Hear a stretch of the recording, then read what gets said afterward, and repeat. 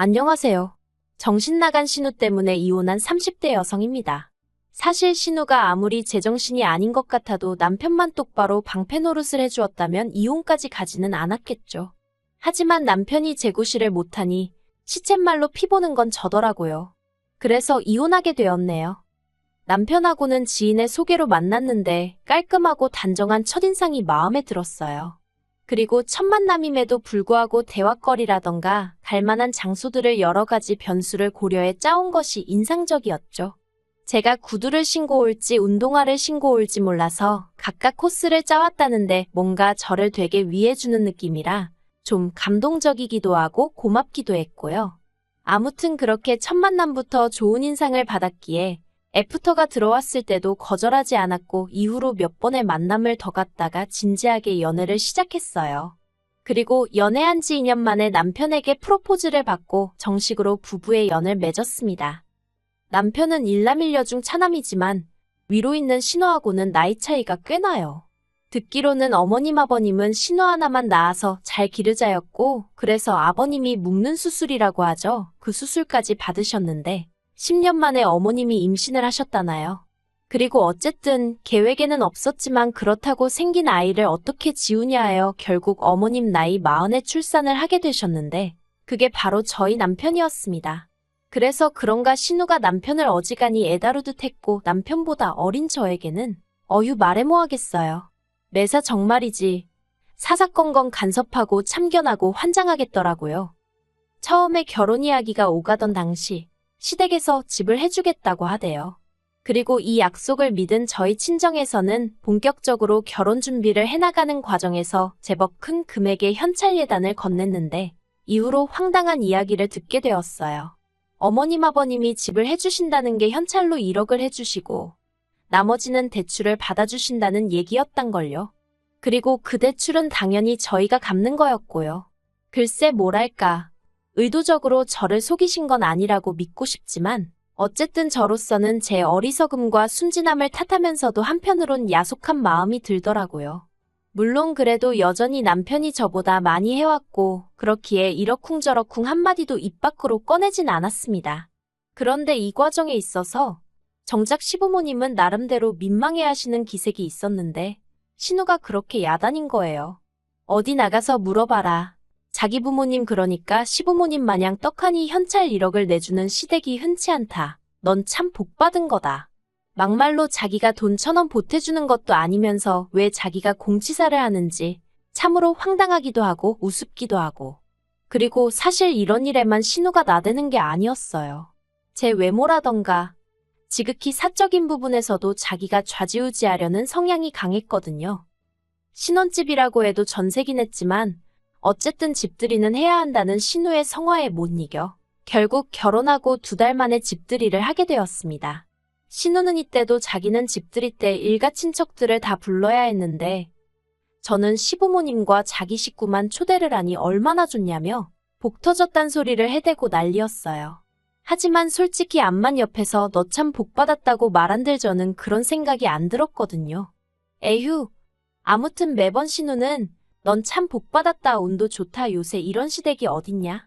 아주 그 소리를 입에 달고 살더라니까요. 게다가 집들이 당일엔 이런 일도 있었어요. 시부모님과 함께 도착한 신우가 대뜸 다른 것도 아니고 제 머리를 지적하기 시작했습니다. 결혼까지 한 여자가 아직도 머리를 안 잘랐냐며 저더러 너는 이제 아줌마니까 머리 치렁치렁하게 하고 다니지 말고 귀 밑으로 깔끔하게 자르라면서 사람이 게을러 보이네 어쩌네. 그런데 제가 실은 고등학교를 졸업한 이후로는 늘 머리를 길러서 몇 년에 한 번씩 소아암 센터에 기부를 하고 있었거든요. 그래서 신우가 자르란다고 내내 자를게요 할 상황이 아니었지요. 신우 성격에 내 자를게요 해놓고 안 자르면 그걸로 또 잔소리를 어지간히 해댈게 뻔하기도 했고요. 하지만 그렇다고 제 입으로 기부를 하려고 기르는 중이에요 하려니 뭔가 낯뜨겁고 그래서 적당히 웃으며 앞으론 깔끔하게 틀어올릴게요. 했더니 대뜸 너 내 말 무시하냐면서 보는 사람 더우니까 자르라고 하며 소리를 지르는 게 아니겠어요? 순간 벙찌고 그제서야 심해부가 신우더러 갑자기 왜 그러냐며 저한테 미안하단 식으로 눈치를 하는데 가만히 있다 뺨 맞는 기분이 이런 건가 싶더라니까요. 그리고 저는 솔직히 남편이 나서서 신우한테 말 한마디라도 단호하게 해주길 바랬거든요. 그런데 기껏 남편은 한다는 말이 저더러 다음에는 모자라도 쓰고 있으랍니다. 굳이 싫은 소리 들을 필요는 없지 않냐면서요. 그리고 더 어이가 없었던 건 그렇게 평소에 저한테 경우를 따지고 도리를 따지는 신우가 정작 지 자식 교육은 개판을 쳐놨다는 거예요.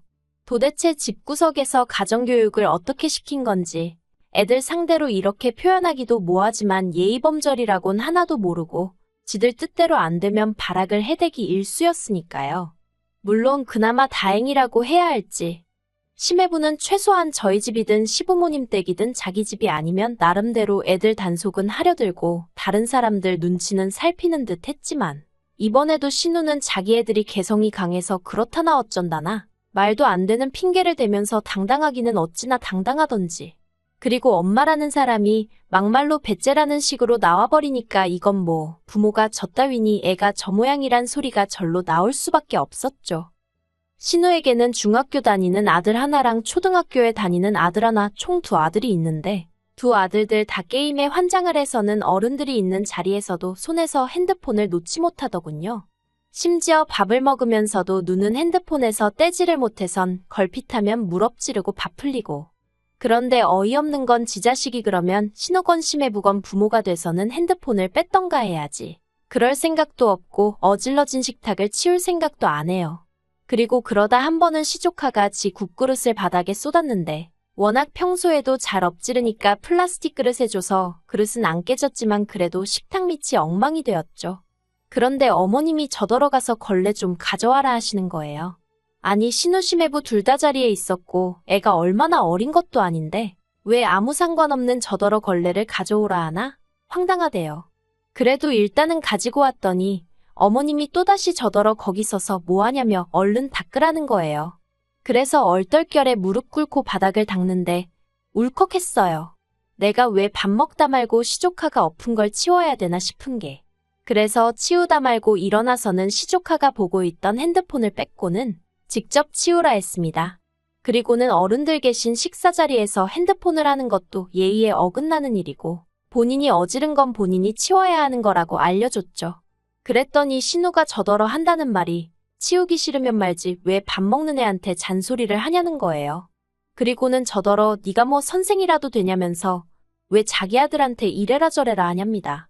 그러자 저도 막말로 시조카도 보고 있는 마당에 여기서 밀렸다간 꼴사납고 우스워지겠구나 싶은 거예요. 그래서 신우한테 제가 어른으로서 애한테 이 정도 말도 못하냐고 그러니까 진작에 좀 이런 건 알려주셨어야 하는 거 아니냐고 중학생이나 되는 애가 이런 예절도 모르는 게 말이 되냐고 쏘아붙였죠.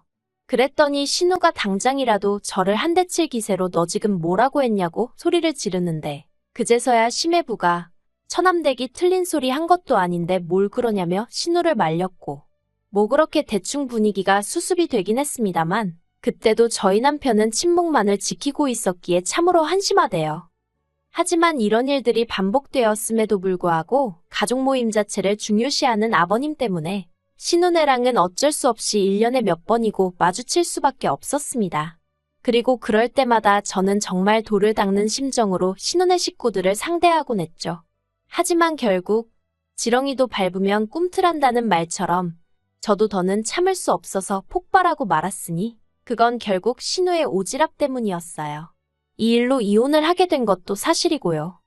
사실 제가 남편과 결혼하던 당시 시부모님께서 말씀하시기를 재산은 없다고 하셨어요.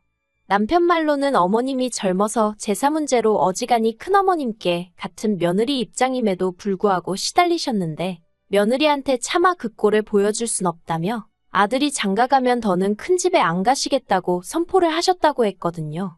그래서 결혼 전부터 결혼하고 나면 명절 때 시댁에서 하루, 친정에서 하루 이렇게 보내기로 했었고 실제로 처음 2, 3년은 그렇게 보냈어요. 그런데 작년 추석부터 자꾸만 아버님이 다시 어머님도 그렇고 저희 부부도 그렇고 큰 집에 가서 인사도 드리고 제사도 돕고 그랬으면 좋겠다는 식으로 말씀을 하시는 거예요. 그리고 저야 당연히 내키지 않았죠.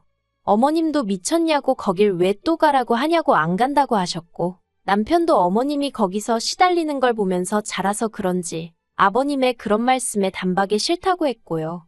하지만 하도 아버님이 난리를 치셔서 결국 어머님은 안 가시고 저희 부부만 다녀오게 되었는데, 이렇게 표현해도 될지 모르겠지만 큰아버님이나 큰어머님이나 저희 어머님이 왜 그렇게 싫어하시는지 참으로 알만한 성격이었어요. 큰 집에 도착하기가 무섭게 저를 부엌으로 데려가시더니 앞치마 주시고, 솔직히 저도 그 집에 갈 때는 일을 하게 될 거라는 어느 정도의 각오가 되어 있던 건 사실이에요. 하지만 최소한 큰 집 식구들한테 인사할 틈이라도 주시고 물 한 잔이라도 주셔야 하는 거 아닌가요? 그런데 하시는 말씀이 너는 여기 손님으로 온 게 아니니까 빨리빨리 움직여라. 여자가 굶뜨면 쓸모가 없다. 네 시애미가 널 좀 가르쳤느냐. 하긴 거기도 뭐 아는 게 있어야 가르치던지 하겠지. 제가 저희 어머님과 얼마나 가까워진 사이는 아니었지만 왜 자리에도 안 계신 분을 괜히 끌어들여 한 소리 하질 못해 안달이신지 도무지 이해가 되질 않더라니까요. 아무튼 그래서 내리 4시간 넘게 부엌에서 제대로 한 번 앉지도 못하고 일만 했어요. 그리고 더 화가 났던 건 큰어머님이 자리에도 안 계신 저희 어머님은 물론이고 저한테도 말을 막 하시니 그 집 며느리들도 저한테 이거 해라 저거 해라. 물론 두 며느리 다 저에 비하면 나이가 한참 많기는 했지만 그래도 기분이 더러운 건 사실이었네요. 아무튼 그래서 그날 집으로 돌아오면서 남편더러 결혼할 때 약속한 거 안 잊었지 하니까 응 하더라고요. 그래서 나 이제 큰 집에 안 가겠다 했습니다. 연휴근무래나 친정에 가게 되는 것도 싫고 시댁 가서 신우한테 시달리면 됐지 큰 집까지 가서 하녀 노릇도 해야 하냐고 그렇게는 못한다고 결혼 전에 약속한 대로 하자고 했죠. 그랬더니 남편도 더는 가타부타 말은 안 하고 알겠다고 하대요. 그리고 실제로 지난 설에는 큰 집에 가라는 아버님의 말씀에 싫다하고 친정에 갔어요. 참고로 친정은 거리상 멀기도 멀어서 1년에 시댁에 10번 간다 치면 친정엔 명절을 포함해 2~3번 가는 게 전부였습니다. 아무튼 저희가 큰 집에 안 갔더니 아버님은 큰 집에 당신 체면이 안 선다고 죽어도 가기 싫다고 눈물까지 보이시는 어머님을 저희를 대신하여 기어이 끌고 가셨던 모양입니다. 그리고 그렇게 가신 어머님은 큰어머님의 며느리들하고 같이 제사 준비를 하셨다대요. 뿐만 아니라 그 와중에 큰어머님이 당신 아들들이 갈비를 좋아한다며 그걸 저희 어머님한테 하라고 시켜서 뜬금없이 갈비까지 사다가 재워놓고 오셨다는데, 그러니 결국 그 화가 전부 다 아버님한테 향하는 건 어찌 보면 당연한 일이었고 그래서 두 분이 이혼한 해만의 소리까지 나왔었거든요. 그런데 지난 어머님 생신 때 가족 모임에서 만난 신우가 다가올 추석은 어떻게 할 거냐며 이런저런 얘기를 하다가 갑자기 지난 설날에 있었던 일이 특히나 저 때문이란 식으로 얘기를 하대요. 신우가 한다는 말이 제가 착한 남편을 꼬셔서 큰 집에 안 가고 친정에 가는 바람에 어머님이 큰 집에 가게 된 거 아니냐며 저희만 고분고분 큰 집에 갔다 왔으면 그럴 일이 있었겠냐고요. 어이가 없어서 신우더러 그렇게 어머님이 큰어머님한테 당하는 동안 도대체 아버님도 그렇고 자식들은 다 뭐하고 있었냐고 물었어요. 특히 신우더러 그렇게 어머님이 안타까우면 같이 가서 좀 도와주시지. 형님은 왜 큰 집에 안 가냐고 그랬죠. 그랬더니 자기는 자기 시댁에 가지 않냐고 그러길래 아니 그러면 미리 어머님이 하실 음식이라도 같이 해드리던가. 그리고 저라면 진작에 큰어머님한테 한마디 했을 거라고 그랬네요. 그리고는 아버님한테도 그렇게 와이프가 고생을 하는데 그걸 이날이 때까지 지켜보고만 계신 것도 부족해 이제 며느리까지 그렇게 만드실 생각이시냐고 물었죠. 그리고 사실 남편도 할 말이 뭐가 있어요? 자기도 자식인데 자기 어머니가 그렇게 고생한다 싶으면 아무리 상대가 어른이어도 어머님 편 좀 들어드렸어야지. 아무튼 그러면서 제가 앞으로는 어머님이 일하시는 게 싫으시면 형님이 가서 미리 하고 오세요 그랬습니다. 남편한테도 아니면 당신이라도 좀 가서 어머님 옆에서 도와드리라고. 나는 생판남이니까 얘기할 것도 없다면서요. 그랬더니 이제 신우가 난리가 났죠. 며느리가 돼서는 자기 아버지가 그러니까 아버님이 큰 집에 가자 하면 가면 되는 거지 뭐가 그렇게 말이 많냐면서 돌아오는 추석에는 무조건 가라 나어쩌라나. 그리고 저는 저대로 그런 신우의 태도가 너무 불쾌하고 화가 나서 신우더러 그쪽이나 똑바로 하고 살라고 나는 알아서 잘하니까 신경 끄라고 해버렸고요. 그리고는 자리를 박차고 일어나는데 그때 신우가 달려들어서는 제 멱살을 잡더니 너 지금 나한테 그쪽이라고 그랬냐면서 가만두네 안두네 난리가 났네요. 그런데 저도 결혼 전에 몇 년 동안 취미로 유도며 주짓수며 여러 가지를 배웠거든요. 그래서 저도 모르게 그만 제 멱살을 잡고 있던 신우를 비틀어 뒤로 넘겨뜨렸어요. 그랬더니 시부모님이 저더러 미쳤냐고 어디 신우를 잡아뜨리냐면서 순식간에 집안이 아수라장이 되었습니다. 아니, 신우가 제 멱살 잡을 땐 가만히 계시던 분들이 참 너무한다 싶대요.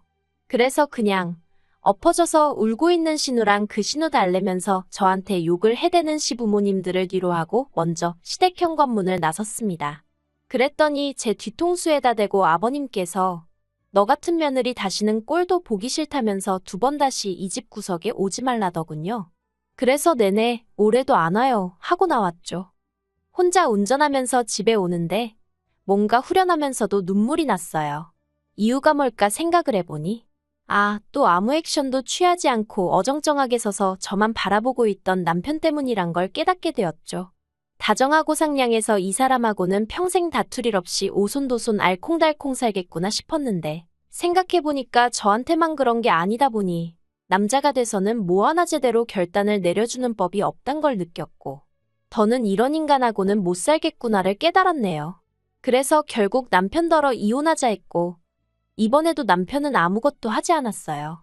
그저 미안하다 알겠다 그 말만 할 뿐이었죠. 그런데 황당하게도 이혼 서류 접수하고 그 이야기가 신우 귀에도 들어갔는지 신우에게 연락이 왔습니다. 그리고 신우가 한다는 말이 제가 자기에게 한 모든 걸 용서할 테니 자기는 저에게 바라는 게 없다며 그저 어머님 아버님에게 상냥한 며느리가 되어줬으면 한다고. 그러니 이혼은 하지 말고 내 동생이랑 잘 살아봐. 솔직히 올케한테 내 동생 정도면 분에 넘치고 올케 진짜 복 받은 거라니까 라는 헛소리를 또 하대요. 미친. 복 같은 소리 한다고 제대로 똥 밟은 기분이라고 했습니다. 세상에 똥 밟고도 복 받았다 하는 정신 나간 엑스도 있느냐고 한마디 하곤 더는 전화하지 말라 했어요. 어휴, 이제 내일이면 저는 완전히 자유예요. 아싸.